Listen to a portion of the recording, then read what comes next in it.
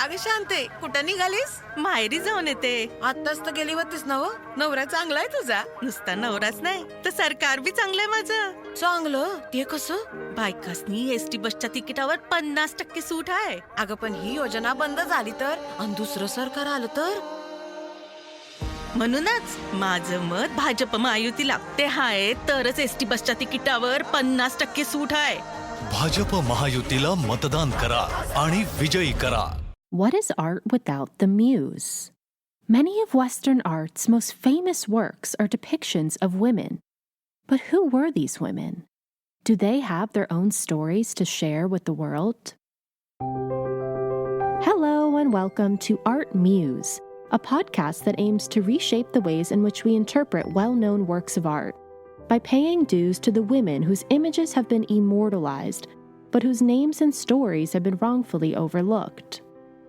While these women's faces are familiar to viewers around the world, their identities have been largely forgotten. Together, we will appreciate these works of art from a new perspective, through the eyes of the women whose image stares back at us. Is the muse in actuality just as, if not more important than the artists themselves? And I'm your host, Grace Anna.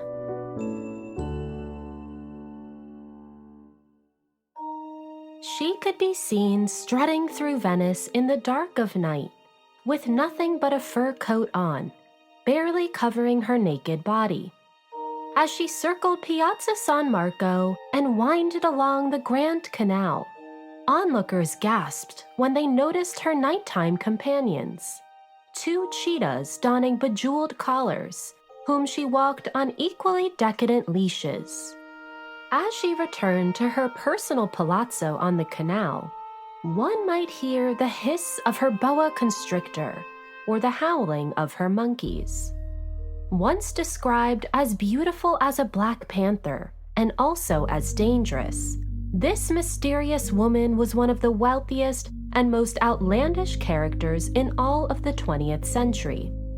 Today we are in for a wild ride, one that teeters the line between the magical and the macabre, the fantastical and the frightening, and the dreamlike and the dreadful. Listeners, today I introduce you to the Marchesa Luisa Casati, an Italian heiress who used her fortune to create a life of her wildest imagination. Born in Milan in 1881 into immense wealth, Luisa's father ran the most successful and lucrative cotton mill in all of Italy. Luisa was a particularly shy child and would often escape into the worlds of the fairy tales her mother would regale her with. Tragically, Luisa lost both her mother and father by the age of 15, making her not only an orphan, but also the richest heiress in the entire country. When she came of age, she married the Marchese Camillo Casati, a young man from an ancient aristocratic family.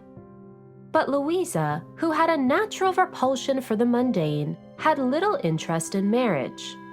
When she was granted access to her fortune, she began to transform her world to emulate the fantastical stories that her mother had once read to her, and she, the main character of her own fairy tale. Over the next many decades, Luisa would metamorphosize her look, persona, and homes into figments of her surreal imagination. She built a villa in Rome with an exclusively black and white marble interior and black and white greyhound watchdogs to match, a red marble palace outside of Paris, and most famously, her very own palazzo along Venice's Grand Canal. In this palazzo, Luisa hosted outlandish parties, costume balls, and bacchanals, one more outrageous than the next. Her parties were attended by huge names of history, including the ballet dancer Nijinsky, Pablo Picasso, and Isadora Duncan. These galas were not only a way for Luisa to impress her guests with decadent food and decor, but for her to embody a character of her own making, dressing herself in jaw-dropping costumes. On one such evening, Luisa wore a dress made of tiny electric light bulbs, which short-circuited and gave her electric shock. Other times she wore her pet boa constrictor as her necklace. As time went on, Luisa became notorious for her bizarre and fantastical behavior. She was said to live off a diet of raw meat and champagne, and to commission wax models of her past lovers. In her prime, she owned enough wild animals to rival a zoo, keeping cheetahs, monkeys, peacocks, snakes, and albino blackbirds as pets, to name a few. Her look became more and more theatrical. She coated her face with ghostly white powder, framed her eyes with heavy black kohl, and dyed her hair a flaming red color with henna. She also developed a strong fascination with the occult, often seen carrying a crystal ball and hosting seances. Everywhere she went, she astounded those around her, even the snobbiest of aristocrats. And the more she pushed societal boundaries, the more alluring to the public she became. But none were more enchanted by her than artists. Luisa Casati became one of the most prominent and important patrons of her time. It may come to no surprise that Luisa's commissions were almost predominantly portraits of herself. She was painted by Giovanni Boldini and Augustus John, photographed by Man Ray and Adolphe de Meyer, and sculpted by Jacob Epstein. It's believed that Luisa commissioned over 200 separate portraits of herself, with the aim to commission her immortality. She is arguably the most artistically represented woman of all time, after the Virgin Mary. She also became the muse of the Italian Futurist movement, credited for helping the movement survive World War I, and she inspired poetry and short stories. But Luisa was far from a typical patron and muse. She co-collaborated on her portraits, styling her outfits and giving creative direction. And more than this, she fearlessly supported avant-garde artists when they needed it most, connecting them with important society members and giving them a platform to showcase their work. Unfortunately for Luisa, her immense inheritance was not bottomless, and by the 1930s she had almost completely squandered her fortune. She was forced to turn over most of her assets and move to London, where she lived out her later years in a one-room flat. Here she continued to host seances and cast spells on those who wronged her. She died in 1957 at the age of 76, penniless and alone. Despite being one of the most depicted women in art, Luisa Casati has been largely written out of the history books. Her support of artists whom she co-created works with, her avant-garde homes which became fantastical realms, and her fearless way of living, turning her back on societal convention and instead living a life of her wildest dreams, make her well deserving of recognition. Luisa once said that she wanted to become a living work of art, and she undeniably achieved that through her innovative use of fashion, makeup, and performance. Today, we honor Luisa as a woman who knew what she wanted and had the money to attain it, money that was her own and no one else's.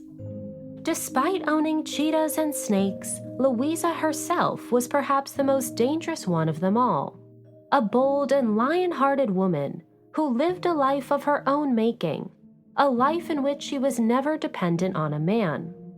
Like a spider, Luisa webbed her own world, leaving men entrapped in a labyrinth of her own creation.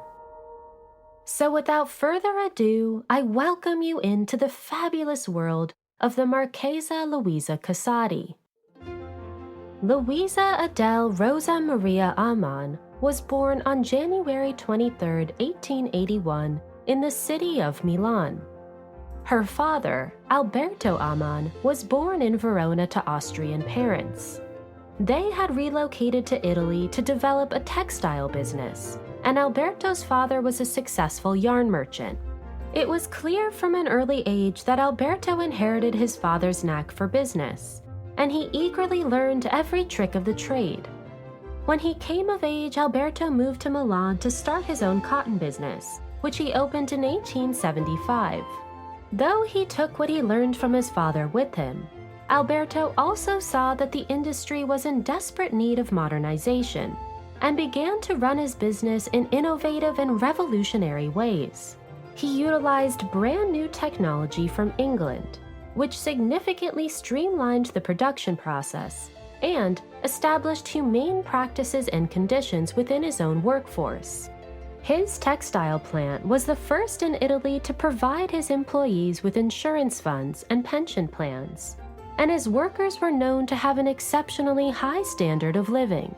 Alberto's respectful way of running his business paid off, quite literally, as he quickly became the most successful and wealthiest entrepreneur in all of Lombardy.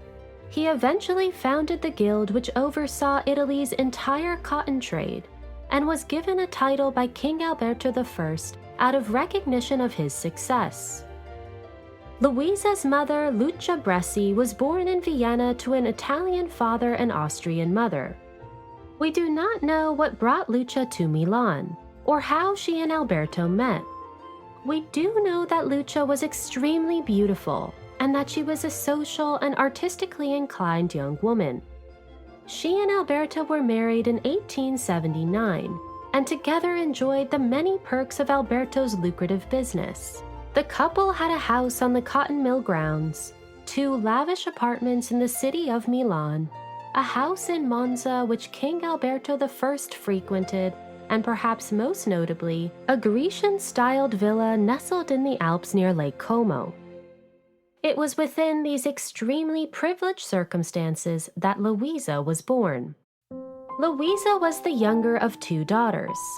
She and her sister Francesca spent the majority of their early years at the villa off of Lake Como's shores, where they played amidst the estate's gorgeous grounds.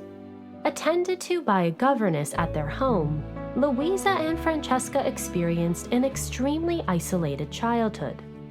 They were schooled by private tutors and, apart from the occasional family gathering, had very little contact with other children their age.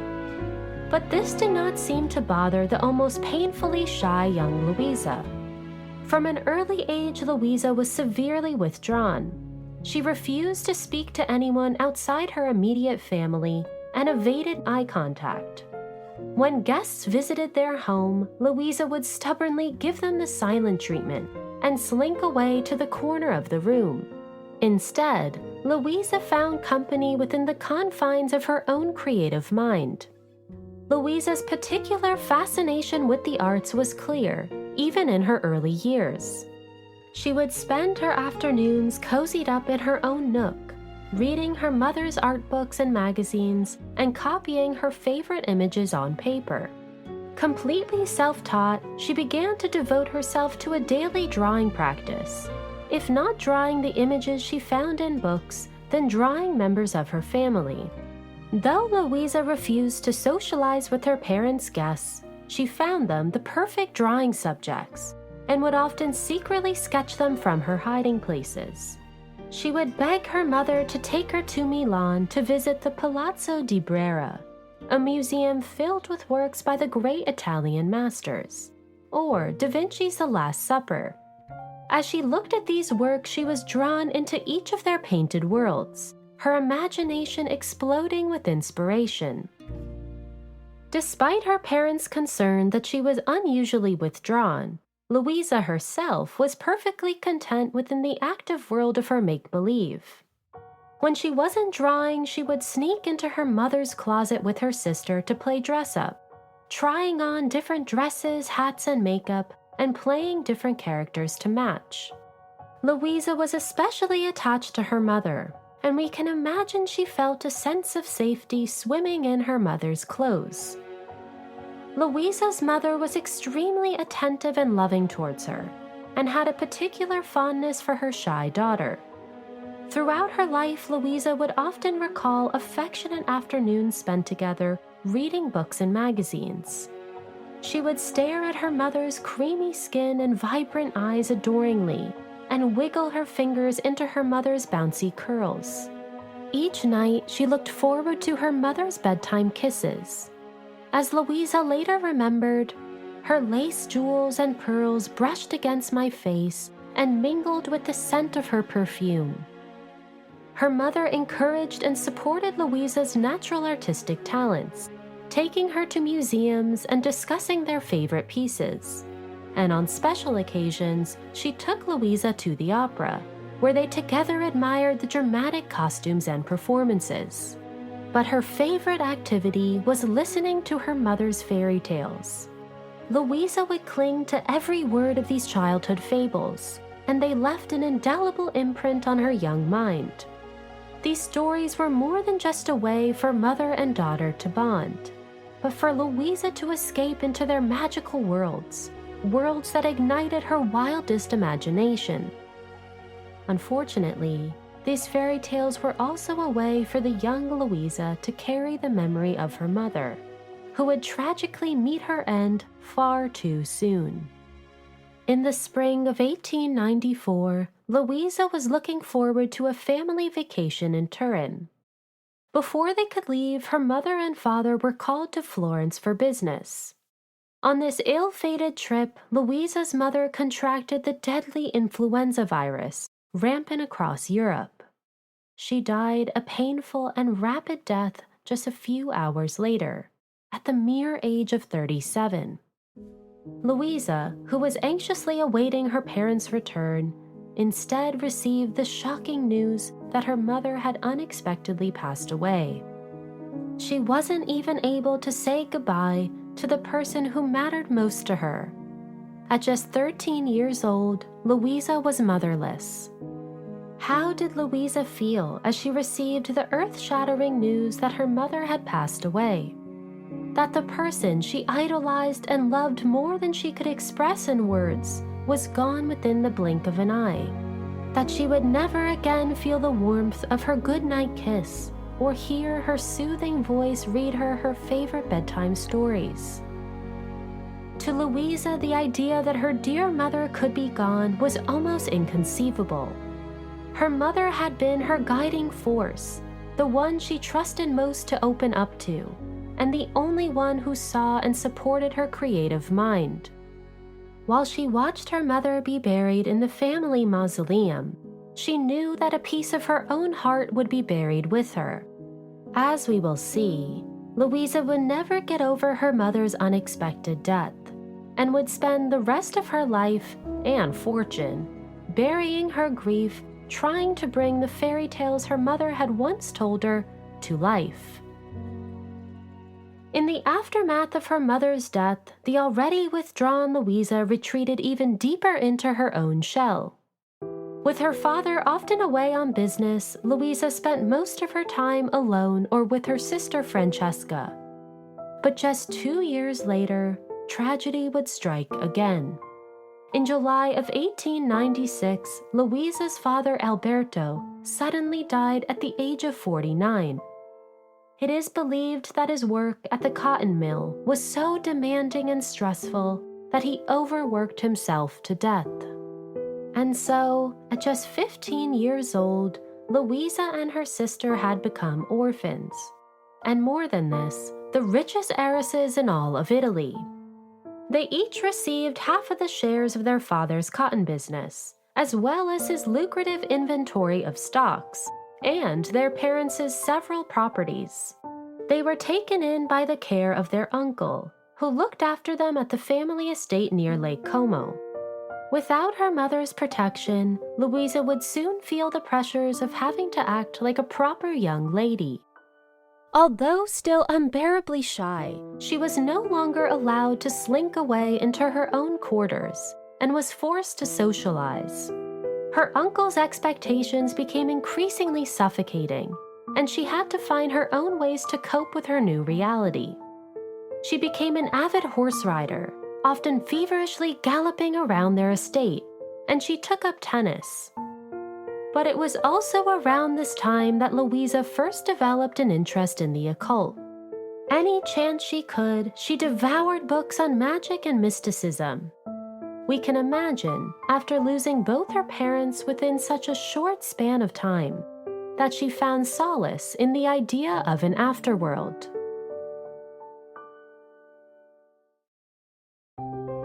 We'll continue our story after a brief word from our advertisers. अगं शांते, कुठं निघालीस? माहेरी जाऊन येते. आत्ताच तर गेली होतीस ना हो? नवरा चांगला आहे तुझा. नुसता नवराच नाही तर सरकार बी चांगलंय माझं. चांगलं? ते कसं? बायकासनी एसटी बसच्या तिकिटावर 50% सूट आहे. अगं पण ही योजना बंद झाली तर आणि दुसरं सरकार आलं तर? म्हणूनच माझं मत भाजप महायुतीला. ते हाय तरच एसटी बसच्या तिकिटावर 50% सूट आहे. भाजप महायुतीला मतदान करा आणि विजयी करा.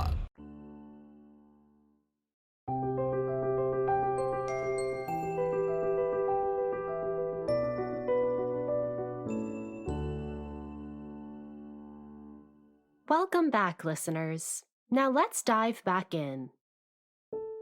As Luisa matured into a broody and awkward adolescence, her body grew as well. When Luisa reached her upper teenage years, it became more and more obvious that she was not considered conventionally attractive. She was unusually tall, measuring a staggering 6 feet, and extremely thin, to the point of near emaciation. Her face was equally intense, with large emerald eyes that dominated her entire head, and a thick mane of frizzy chestnut hair. But to Luisa's dread, when she turned 17, she had to prepare for her debut into Italian high society, with the goal of finding a husband. As she prepared herself for the inevitable, Luisa decided to take matters into her own hands, through a small act of rebellion. Just before her public debut, Luisa grabbed a pair of scissors and chopped her hair, snipping across her forehead. Her new do opened up her face and made her massive emerald eyes all the more domineering. Having little interest in societal convention, Luisa reluctantly began to attend debutante balls. As she awkwardly made her way around the rooms, she felt increasingly insecure over her boyish looks. But when you are the richest young heiress in the entire country, looks hardly matter. It didn't take long for Luisa to catch the attention of one of Italy's most impressive and handsome bachelors, the Marchese Camillo Casati. Camillo Casati was from one of the oldest and most titled aristocratic families in northern Italy.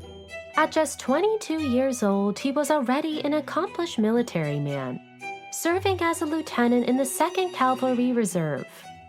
His time in the military turned him into a skilled horseman, and he developed a passion for riding and hunting. Equally impressive were his looks, tall, with a stylish mustache and dreamy brown eyes.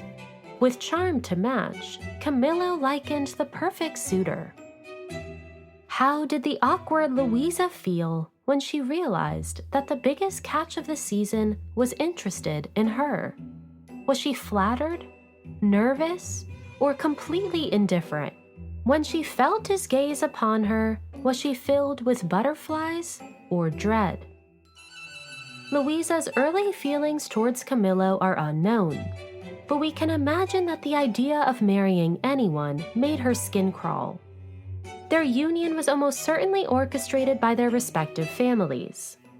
Though the Casati family name had accomplished ancestry, their family's finances were somewhat shaky. And while Luisa had a colossal inheritance, her family would have been considered new money and lacked the respect that came with ties to ancient aristocracy.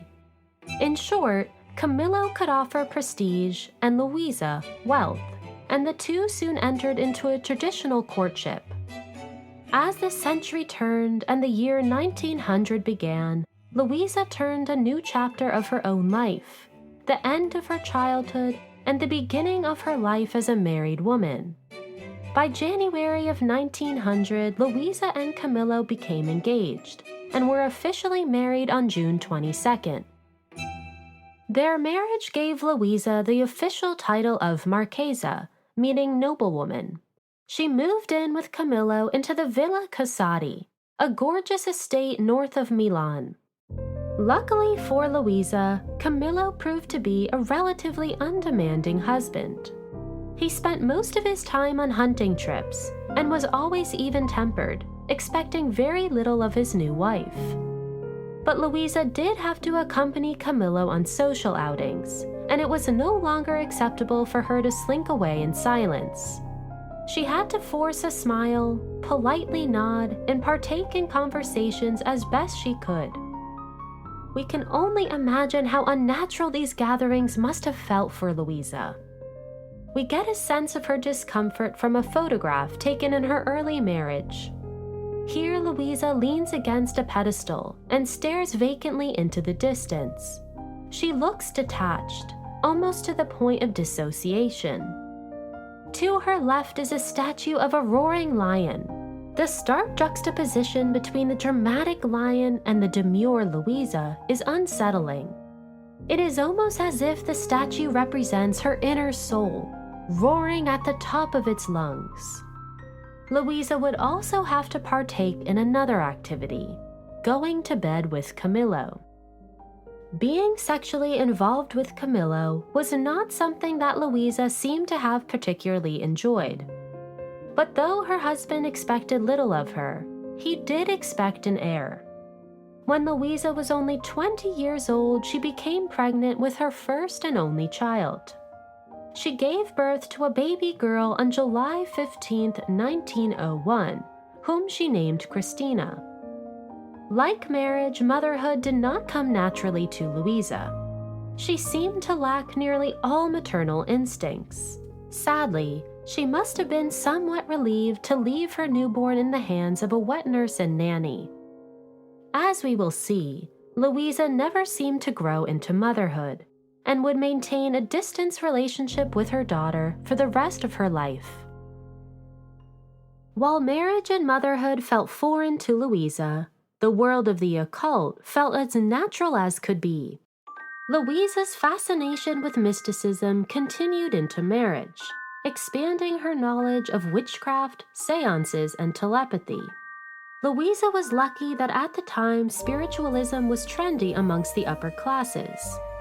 This not only helped normalize her fixation with the paranormal, but provided a means of connection with the other aristocrats in her social circles. It wasn't uncommon for the upper classes to hire fortune tellers and palm readers at parties. On these nights, the usually reticent Luisa suddenly lit up, enthusiastically diving into conversations and even partaking in spiritual activities. But Luisa's real spiritual awakening would soon come in the form of a chance encounter. On one fateful afternoon, Luisa accompanied Camillo on one of his hunting expeditions. A skilled rider herself, she was not only able to keep up with Camillo and his companions, but often left them in the dust. As she speeded ahead of them, she caught sight of a man, suspended on his horse as he watched her gallop by. Luisa would not have known it at the time, but this man would forever change the course of her life and spark her transformation from aristocratic wife to the most outlandish socialite Europe had ever seen. Gabriele D'Annunzio was a well-known writer and political activist. By the time of their chance encounter, D'Annunzio was already famous, notorious for his sexually forward writing and equally provocative persona. Though he wasn't necessarily good-looking, short, with a receding hairline and stained teeth, his charm had won over the hearts of many women, and he had already enjoyed numerous affairs. On that afternoon, D'Annunzio just happened to be riding his horse when he noticed a group of hunters. As he paused to let them by, he was stunned to see a dark-haired wild woman skillfully galloping past him. He was not only impressed by her clear mastery of riding, but taken by her unusual looks. As they locked eyes, D'Annunzio knew that he had to get to know this bizarre and beautiful woman. It took only a few days for D'Annunzio to learn Luisa's name, and he took great efforts to seek her out for another encounter. In the months following their chance run-in, D'Annunzio and Luisa met on a number of occasions. D'Annunzio was greatly attracted to Luisa's tall, lanky body, dark, sparkling eyes, and unusual personality. And Luisa was delighted to find a man that she could talk to about art, literature, and most of all, the world of the occult. She had never before met someone with such a forward-thinking and revolutionary view of the world, and she was inspired to rethink her own perspective on life. The more time they spent together, the more the reserved Luisa opened up. She was almost taken aback at how freely she could speak with D'Annunzio, and how confident and seen she felt around him. And as their bond deepened, Luisa felt increasingly resentful over her marriage to Camillo. After 3 years of marriage, Luisa was no longer interested in playing the role of dutiful wife.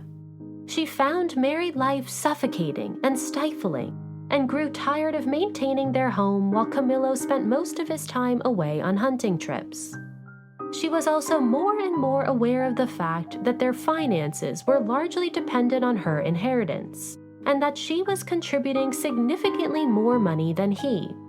It became impossible for Luisa to hide her dissatisfaction.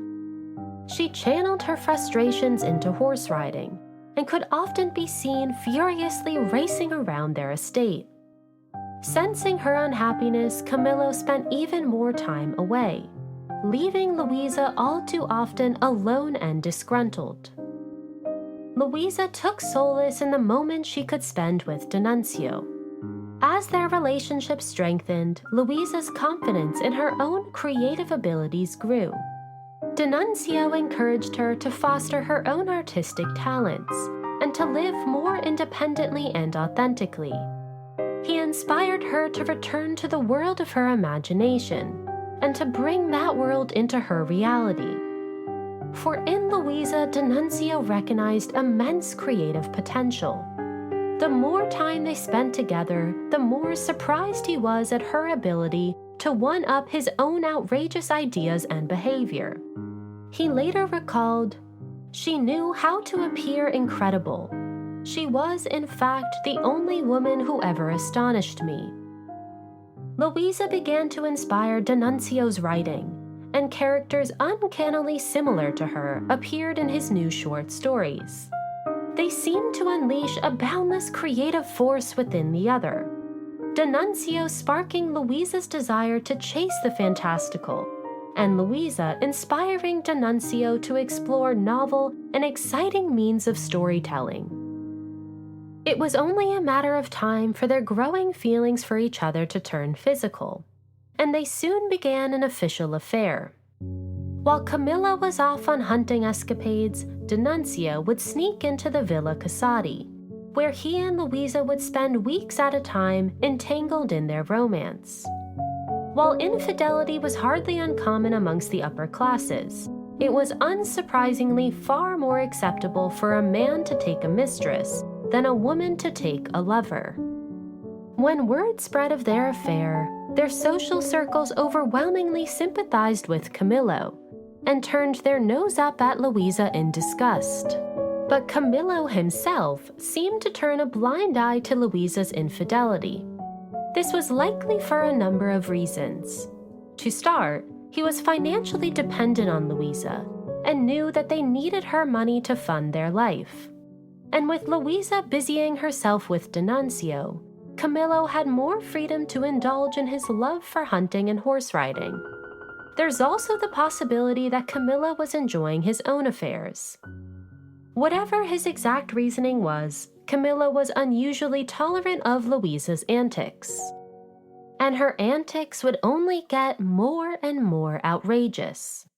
When Luisa was not with D'Annunzio, she spent her time conjuring up a new look and persona, one that reflected her true creative spirit and love for the fantastical. She began to experiment with her hair color and makeup, dyeing her chestnut hair a fiery red with henna, coating her face with white powder, and framing her emerald eyes with black coal. Her outfits became equally experimental. She limited her color palette and wore almost exclusively black and white, with long pearl necklaces that reached the floor. She chose clothing that accentuated her unusual height and emphasized her almost androgynous figure. And at parties, her costumes became increasingly outlandish, often dressing as forgotten heroines of history. Fun fact, Luisa dressed up as Madame de Pompadour for a costume ball in 1904. And it wasn't just her exterior look that was in the midst of a metamorphosis. Her personality was also drastically changing. The usually shy and laconic Luisa, who spent all of her life hiding in a corner, was suddenly racing towards the spotlight. Her behavior became increasingly spontaneous and unpredictable, blurting outrageous comments and carrying herself in a boisterous manner. Gossip began to spread about her new, bizarre look and persona. Some blamed D'Annunzio and his eccentricities, while others speculated that she was some kind of sorceress. But her new way of behaving was no doubt performative. Having perfected her hair, makeup, and outfits, the actress was now ready for her debut. Luisa was far more comfortable under the mask of her ever-changing look and persona. She could hide behind the guise of whatever personality she wanted to embody, no longer needing to reveal her true self. She had discovered her superpower. To the world, she could become whoever she wanted to be, dress however she liked, and safeguard her true inner feelings behind the curtain of her performance. And this actress would need her stage. From the start of their affair, D'Annunzio would often speak of Venice. He described it in such dreamy terms that even Luisa's imaginative mind had a hard time envisioning such a magical place. When she was finally able to visit him in Venice, Luisa could hardly contain her excitement. How did Luisa feel as she took her first ride down the Grand Canal in a gondola? Was Venice all she had imagined? Or was it even more magical than the confines of her mind could conjure up? Did she smile as she looked at her reflection, sparkling amidst the decaying palazzos and mossy bridges? Did she feel that she had found her new home? We'll continue our story after a brief word from our advertisers. अगं शांते, कुठं निघालीस? माहेरी जाऊन येते.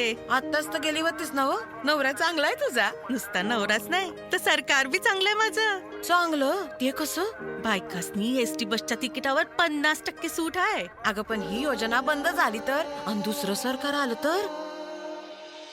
म्हणूनच माझं मत भाजप महायुतीला. ते आहे तरच एसटी बसच्या तिकिटावर 50% सूट आहे. भाजप महायुतीला मतदान करा आणि विजयी करा.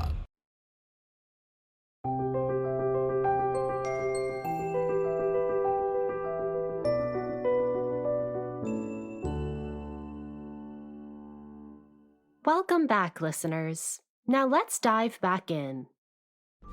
Venice was everything Luisa could have hoped for and more. She began to visit D'Annunzio any chance she could, developing a near obsession with the misty and dreamlike city. She knew that Venice was the perfect backdrop for the life she desperately wanted to live, a life of free expression that teetered on the fantastical. As author Judith Mackrell so beautifully wrote, like so many before her, Luisa had been drawn to Venice by a fantasy. She had seen it as a place of otherworldly beauty, a city floating in the sea where solid stone dissolved into water and light. But she also saw it as a place of magical otherness. When Luisa came to Venice, she was hoping to find her own heterotopia, a parallel world where she could escape the tedium of her life among the Milanese aristocracy and create a new theatrical persona. Sadly, Venice would remain but a dream for now. Luisa was still technically a married woman and could not up and leave Camillo, at least not yet. It was around this time that Camilla was appointed president of the Jockey Club in Rome and suggested to Luisa that they establish a permanent home there. Though it wasn't Venice, Rome was certainly a step up from the stuffy outskirts of Milan, and Luisa was excited to explore the cultural capital of Italy. and unlike their other properties, Luisa would buy this new home solely with her own money, which granted her new rights, including the right to decorate their villa to her liking. And so, in 1908, Luisa purchased a 3-story townhouse in Rome. Her new Roman villa was the perfect blank canvas for Luisa to experiment with her creative visions, and to build a home that mirrored her new look and persona. Like her wardrobe's color palette, Luisa designed the villa with an exclusively black and white marble interior. To match, Luisa purchased 1 black and 1 white greyhound, which she kept near the entrance as guard dogs. Leading upstairs was a winding metallic staircase that coiled its way to the upper floors. As visitors climbed the stairs, they were serenaded by the chirping of clockwork finches, which Luisa placed in gilt cages along the staircase. It was an incredibly visionary design, well ahead of its time. Unfortunately, her inventive style left the new neighbors perplexed, and she once again became the subject of town gossip. But while Luisa's creations were lost on stuffy aristocrats, artists and intellectuals were left in awe. It was during her time in Rome that Luisa began to mingle with other creatives, building a network of painter, sculptor, and writer friends.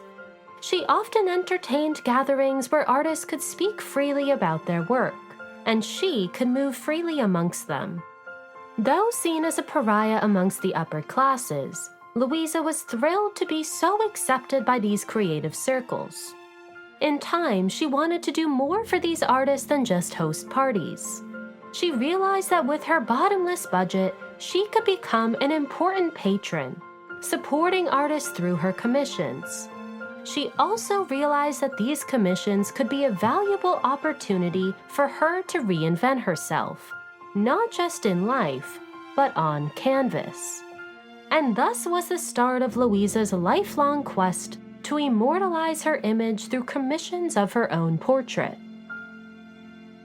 The first and arguably most iconic portrait that Luisa commissioned was by the painter Giovanni Boldini. Luisa first met Boldini through D'Annunzio in 1908, during one of her visits to Venice.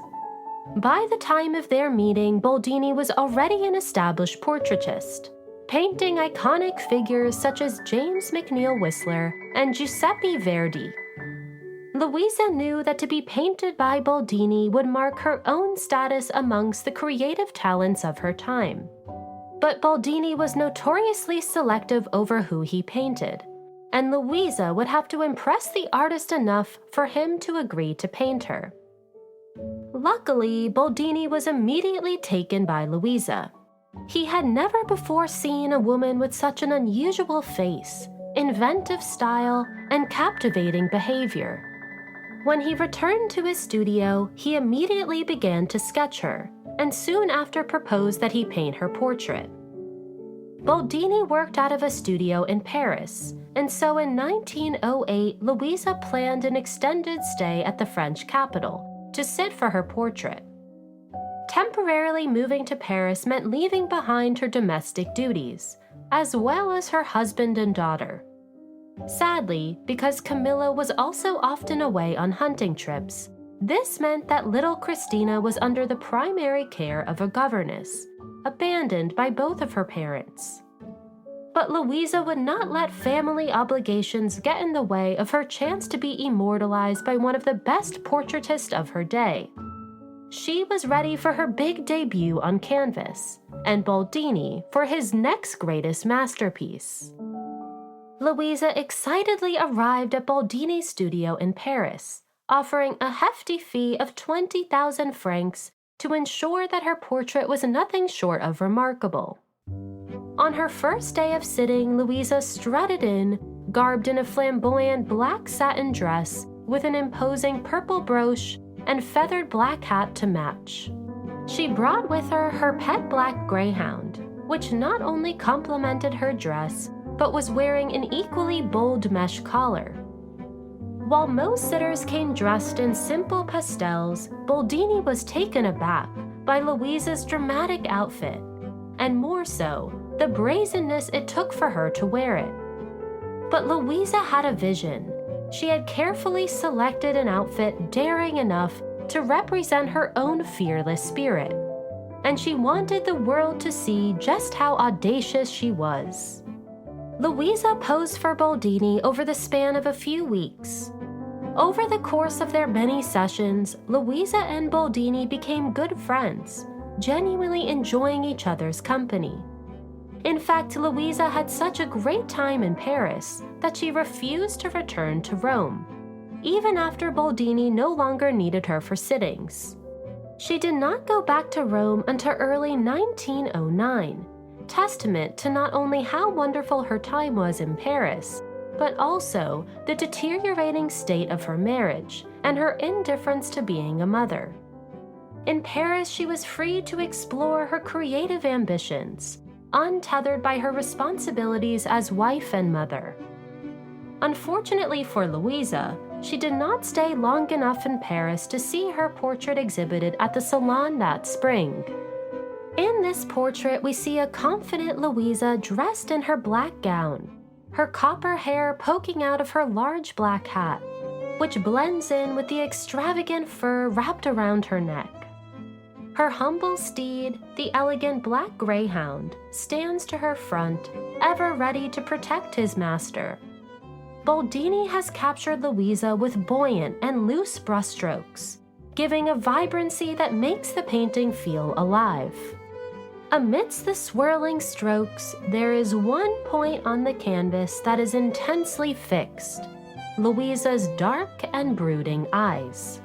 Her stare, so intense it feels as if she can pierce through your very soul, brings the entire canvas to a pause, taking the viewer's breath away. Though she wasn't there to witness it, Luisa's portrait caused a huge stir at the Salon. Visitors gasped when they were met with Luisa's unfaltering stare, and found the work to be both frightening and fascinating. Some admired Luisa's self-assurance, while others suggested she had an almost satanic presence. As one review read, "Today, Boldini's talent has reached its climax. I am almost afraid to write that his portrait of Madame le Marquise Casati is the most beautiful piece of pure painting in the whole salon. The Marquise's face is unusual. It presents an almost witch's Sabbath mind in its big-eyed appearance." Luisa couldn't have been more thrilled to be the talk of that year's salon, and better yet, to have caused a scandal. Resentful to be back in Rome, Luisa knew it was time to finally find her own permanent residence in the city of her dreams, a city where anything felt possible: Venice. She wanted a palazzo where she could gather creatives and socialites alike and throw the most extravagant galas the world had ever seen. And more than this, a place where she could continue to experiment with her own self-expression. And so, in 1910, Luisa searched for her very own Venetian playhouse. She soon got word of an available palazzo on the Grand Canal, known as the Palazzo dei Leoni because of the 8 roaring lion heads on its facade. The residence was one of the oldest buildings in the entire city. Years of neglect had left the palazzo in rough shape. Its exterior was caked in moss and lichen, and vines encased its once grand entrance. But to Luisa, this only added to its charm. It felt right out of the fairy tales her mother had once read to her as a child. Upon first glance, she knew that the Palazzo dei Leoni was the home her own lioness heart had always dreamed of. Using her personal money, Luisa purchased the Palazzo dei Leoni without her husband's participation or permission. She immediately took to redecorating its interior, hiring Italy's best designers to help her realize her vision. Here she also implemented a black and white color scheme, with the exception of one room entirely encased in gold leaf. She hung glass chandeliers made in Murano from the ceilings, and adorned each window with gold lace curtains. She even purchased white peacocks and trained them to sit as decorations on the windowsills. In the back, she landscaped a magical garden filled with cypress trees and brought in albino peacocks and blackbirds to roam amongst them. But to the building's decaying exterior, she did almost nothing. She loved its mystical, ruinous appearance, standing as a relic from a Gothic past. The stark contrast between the dilapidated exterior and extravagant interior made the palazzo even more breathtaking. And as Luisa renovated her new home, she continued to reinvent her own appearance and persona. Her makeup became even more extreme, now using excessive amounts of white powder until she likened a corpse, staining her eyes with black ink and applying almost impossibly long fake eyelashes. She began to use belladonna eye drops, a tincture made from the roots of a deadly plant that dilated her pupils and made her already imposing green eyes pop from her face. Her outfits became equally more and more ridiculous. On one occasion, she dressed herself as an animal tamer and carried a live monkey on her arm and a parrot on her shoulder. At other times, she wore near to nothing, joking that she liked to wear more perfume than clothing. The entire city of Venice became Luisa's stage, where she could experiment with her ever-changing look and conduct. Here, her behavior became more and more performative. As author Scott D. Ryerson wrote, her everyday life and the fabulous one she had invented for herself blurred. Perhaps to pay tribute to her palazzo's name, Luisa bought a pair of cheetahs that accompanied her almost everywhere she went. Wearing nothing but a fur coat, she would often walk her cheetahs around Venice late at night, making onlookers gasp in fear. Her cheetahs even came with her on gondola rides. As the photographer Adolphe de Meyer remembered, the Marchesa Casati at sunset, reclining in her gondola, wrapped in tiger skins and fondling her favorite leopard, is a sight to be seen only in Venice. She also hired her own private gondolier, who she required to dress in 18th century costume.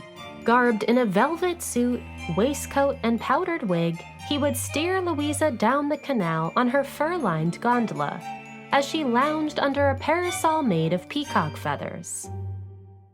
But more than anything else, it was her parties that sent shockwaves through Venice.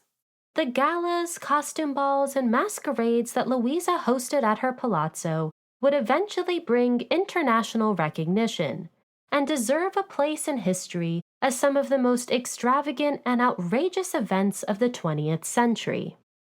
These parties were artistic creations in their own right.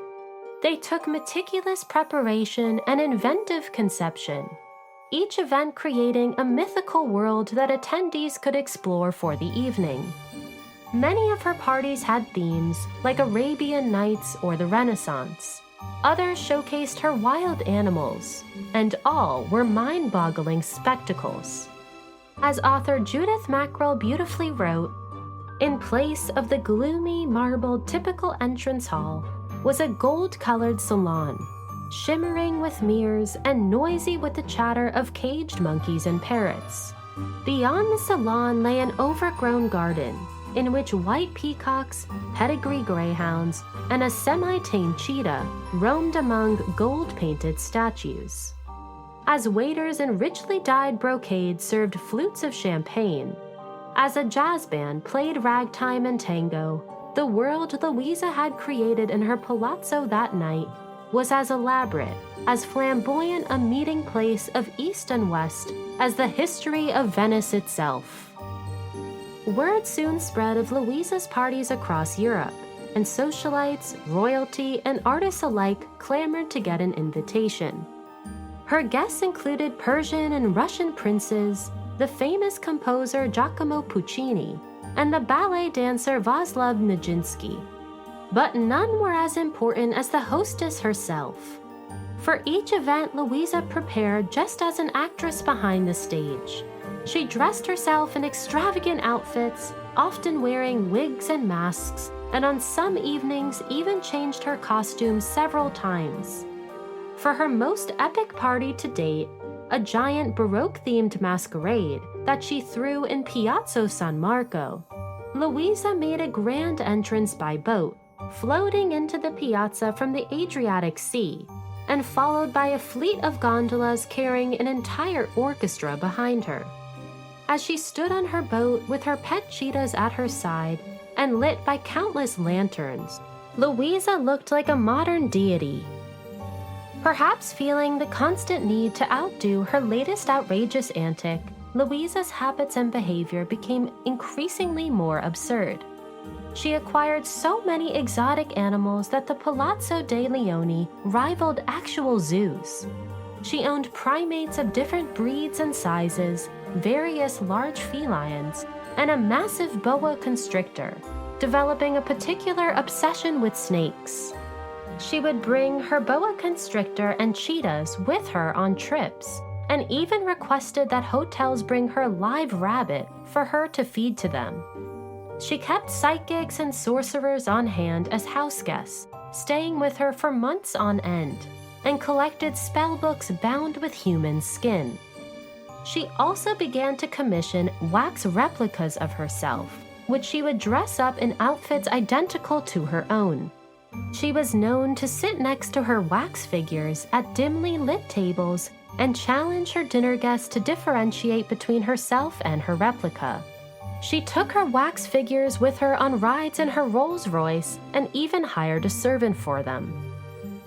Luisa had the immense privilege to never have to think about money. She never considered her finances, let alone bothered to check a price tag. For Luisa, money was, as author Scott de Ryerson brilliantly put it, a fluid, fantastical currency of pleasure. She was able to afford the life of her dreams all on her own, almost unimaginable for a woman of her time. And her money also meant that Luisa could continue to patronize the arts. Through her commissions, Luisa helped many artists jumpstart their careers, giving them not only financial support, but connecting them with other prominent patrons. She even aided the pianist Arthur Rubinstein by arranging a private concert at her house and inviting important names in the music world to attend. But Luisa was no selfless philanthropist. As time went on, she began to enjoy the power she felt by shaping these artists' careers, as if she had become a queen amongst the artists.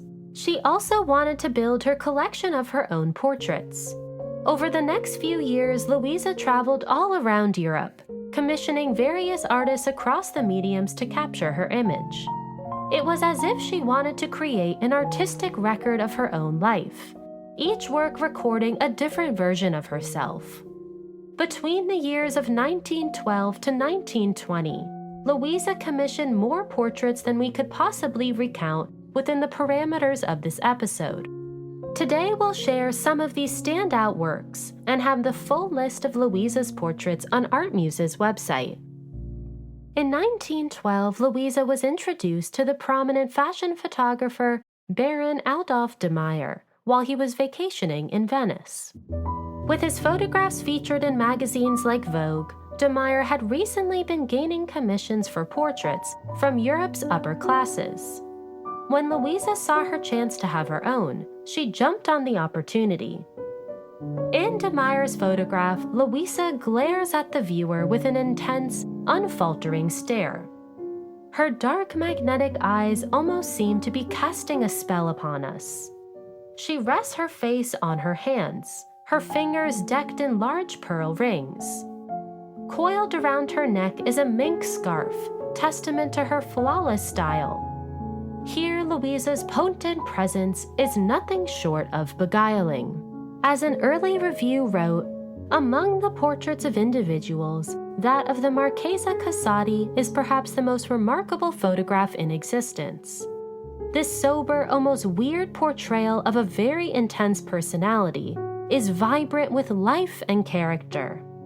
There seems to be a mass of black hair from which two dark, mysterious eyes fix themselves upon the beholder. And that is all, yet of such salient character that there remains, after seeing the picture, the distinct impression of a personal encounter.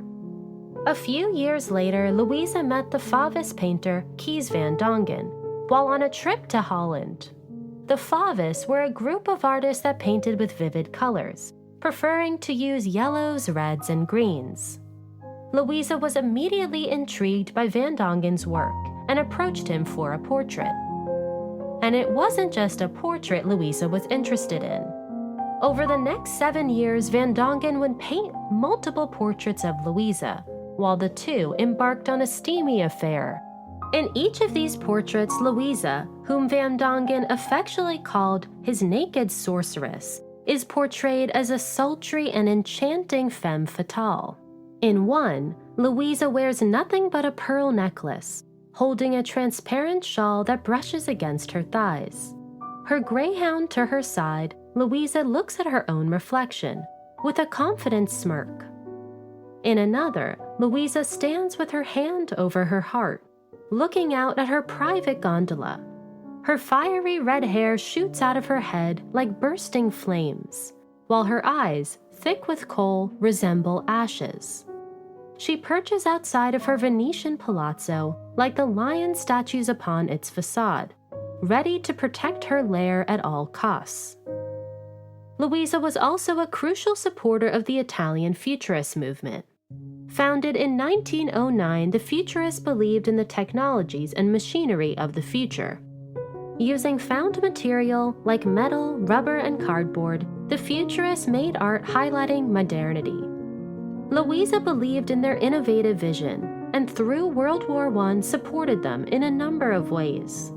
As one futurist said, Louisa is the spirit protector of all the cubists and futurists and avant-gardists of all colors and races. She hosted parties showcasing their work and connecting them to important clients. And of course, she commissioned her portrait from several of the group's members. In one, made by the artist Giacomo Balla in 1915, Louisa is portrayed three-dimensionally, titled La Marchesa Casati con gli occhi di mica e il cuore di legno, translated to, with mica eyes and a wooden heart. We see Louisa's face crafted out of wood, cardboard, and copper. Amidst the abstracted forms, two large and imposing eyes stare ahead with intensity. Below, a heart made of wood rests at its base. Brilliantly designed, if Louisa's heart is turned, her eyes begin to blink, and the entire work comes to life. It was through the Futurists that Louisa was introduced to Pablo Picasso, who attended a dinner party at her villa in Rome in 1917. Picasso would reminisce about his evening with Luisa Casati for the rest of his life. Even 40 years later, Picasso could recall Louisa's dinner party with impressive detail, remembering, as author Judith Mackrell described, the footmen in their 18th century costumes and the massive boa constrictor that lounged on a polar bearskin rug, and above all, the startling appearance of Louisa herself, dressed in a pearl-embroidered gown with a stiff Elizabethan rug and neckline that plunged her navel. Though Picasso never painted Louisa's portrait, she clearly left a permanent imprint on the famous painter's mind, and he would join the ranks of the innumerable other artists whose lives were forever changed by the Marchesa Luisa Casati.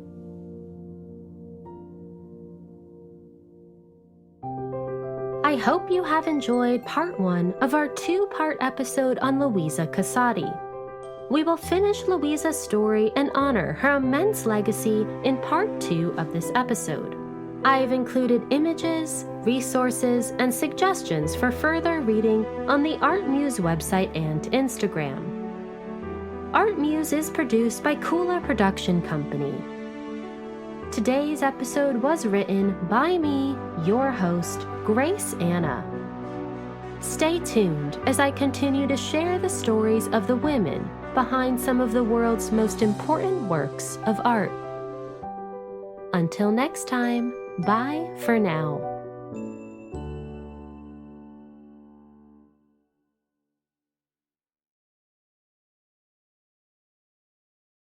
अगं शांते, कुठं निघालीस? माहेरी जाऊन येते. आत्ताच तर गेली होतीस ना हो. नवरा चांगला आहे तुझा. नुसता नवराच नाही तर सरकार बी चांगलंय माझं. चांगलं ते कसं? बायकासनी एसटी बसच्या तिकिटावर 50% सूट आहे. अगं पण ही योजना बंद झाली तर आणि दुसरं सरकार आलं तर? म्हणूनच माझं मत भाजप महायुतीला. ते हाय तरच एसटी बसच्या तिकिटावर 50% सूट आहे. भाजप महायुतीला मतदान करा आणि विजयी करा.